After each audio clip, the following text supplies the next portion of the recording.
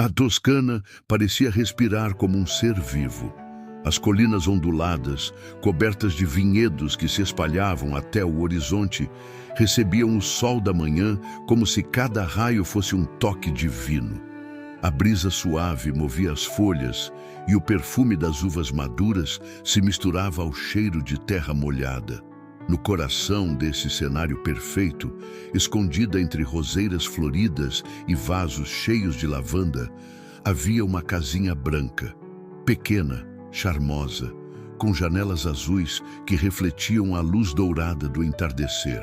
Era ali que Helena tentava encontrar paz, depois de um passado que ainda pulsava dentro dela como uma ferida que insistia em arder. Enquanto embalava seu bebê no colo, Helena sentia duas realidades coexistirem dentro do peito. O filho era pequeno, quente, suave e ao mesmo tempo um lembrete constante de um homem que ela tentava desesperadamente apagar da mente. Os cabelos dele eram pretos, densos, diferentes dos seus e de Adrian. Os olhos, escuros e profundos, pareciam carregar ecos de um destino que ela nunca escolheu. Cada traço era uma lembrança do horror que havia quase destruído sua alma.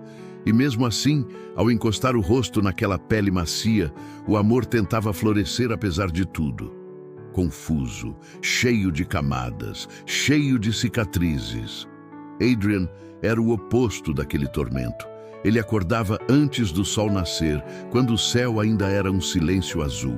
Vestia sua camisa simples, calçava as botas gastas e caminhava até os vinhedos com passos firmes.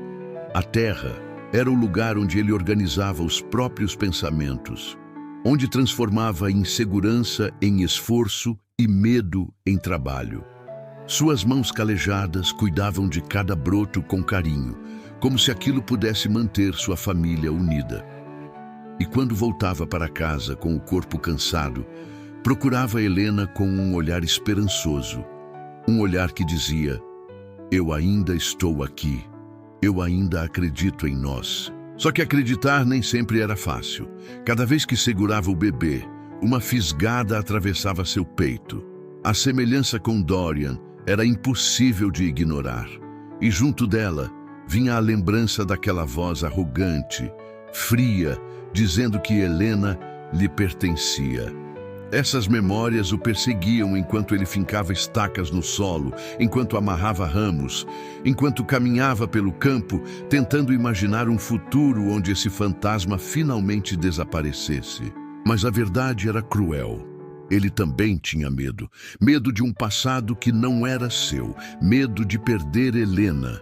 Medo de que aquele homem pudesse um dia reaparecer.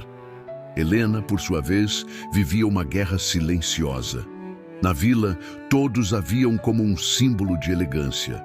Uma mulher que, mesmo simples, irradiava algo único. Suas roupas eram discretas, mas sempre impecáveis. O cabelo bem arrumado, o sorriso educado. Na cafeteria onde trabalhava, ela se tornara admirada pela postura serena e refinada. Mas nenhum daqueles clientes imaginava o que se escondia por trás daquele sorriso perfeitamente colocado. Bastava um carro desconhecido parar perto demais. Um ruído na janela à noite. Um passo na rua fora do horário. Algo dentro dela se contraía de um jeito quase físico, como se o coração fosse tentar fugir do peito. Era um medo que nunca dormia, nunca diminuía. Um medo que parecia sussurrar o nome de Dorian, mesmo quando a casa estava em silêncio absoluto. Adrian percebia tudo isso antes que Helena admitisse para si mesma. A forma como ela cortava o olhar quando ele chegava perto, os abraços curtos demais, a tensão nos ombros, a respiração acelerada quando escutava algum barulho no quintal. E por amor, ele fazia o possível para suavizar esse peso. Arrumava a cerca, reforçava as trancas, deixava flores na mesa do café, cuidava do bebê para que ela pudesse se deitar por alguns minutos. Mas a distância entre eles crescia devagar, como uma rachadura quase invisível que se alarga sem ninguém perceber. As noites eram as piores. Quando se deitavam lado a lado, o silêncio que antes representava cumplicidade agora parecia um abismo. Helena fechava os olhos e tentava respirar, mas sua mente corria para lugares sombrios. Via flashes do passado, ouvia novamente portas batendo, passos pesados, aquela voz que tanto a feriu. E para não preocupar Adrian, virava-se de costas, dizendo que estava cansada, que precisava dormir cedo. Ele, ao esticar o braço para tocá-la, por vezes encontrava apenas o vazio da cama. A culpa começava a se instalar dentro dela, como um peso sufocante. Ela via Adrian segurando o bebê com cuidado, ensinando-o a tocar as videiras, cantando músicas inventadas. Via o modo como ele beijava o topo da cabeça da criança com amor genuíno. E isso a quebrava por dentro, porque ela temia não conseguir amar com a mesma intensidade. Temia que seu trauma a tivesse roubado desse sentimento. E temia ainda mais que Adrian percebesse. Às vezes, enquanto preparava cappuccinos e organizava bandejas na cafeteria, Helena se perguntava como teria sido sua vida se o passado não a tivesse marcado tão profundamente. Sentia falta da mansão onde crescera, dos corredores amplos, dos vestidos caros, da governanta que era quase uma mãe, não pelo luxo, mas pela sensação de pertencimento. Naquela casinha simples da Toscana, bonita e acolhedora, ela ainda não sabia onde suas próprias emoções moravam. E, acima de tudo, havia o medo constante de que Dorian a encontrasse. A ideia de vê-lo outra vez fazia seu corpo inteiro estremecer. Ela imaginava, noite após noite, que ele poderia aparecer do nada. Imaginar uma sombra atrás da janela, um carro escuro parado na estrada, uma carta anônima, qualquer coisa. E se ele descobrisse onde ela estava? E se ele viesse buscar o filho? E se ele quisesse retomar aquilo que acreditava possuir? Esses pensamentos eram tão intensos que começaram a abalar seu casamento de maneira sorrateira. Helena já não conseguia olhar Adrian nos olhos por tempo suficiente. Já não conseguia responder com verdade quando ele perguntava se estava tudo bem. Ela sorria, mas o sorriso era vazio. Dizia, é só cansaço. Mas seu corpo tremia. Dizia, eu estou bem. Mas sua respiração entregava que não estava. Até que lentamente algo começou a mudar. Uma tarde, enquanto caminhava sozinha pelo jardim, Helena viu uma borboleta pousar no parapeito da janela. Era azul, brilhante, com asas que pareciam pintadas à mão. Aquele pequeno instante, quase insignificante, provocou algo dentro dela.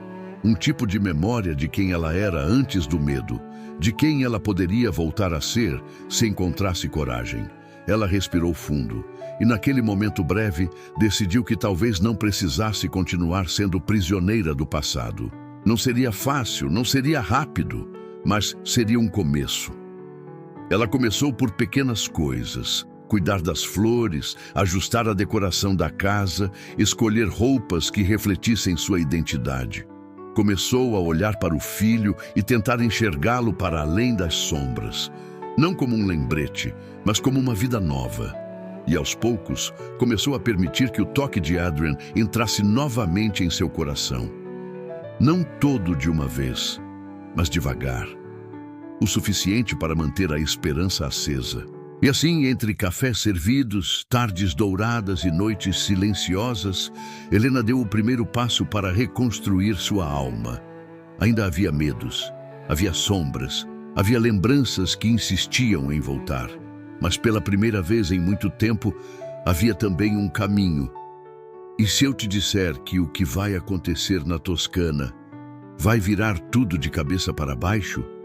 E se eu te disser que alguns medos não podem ser enterrados para sempre? E que algumas verdades, especialmente as que mais tentamos evitar, vão colocar esse casamento à prova, até o limite? Se você quer o episódio Toscana 2, comente agora. Eu preciso do próximo, porque amanhã a Toscana não será a mesma.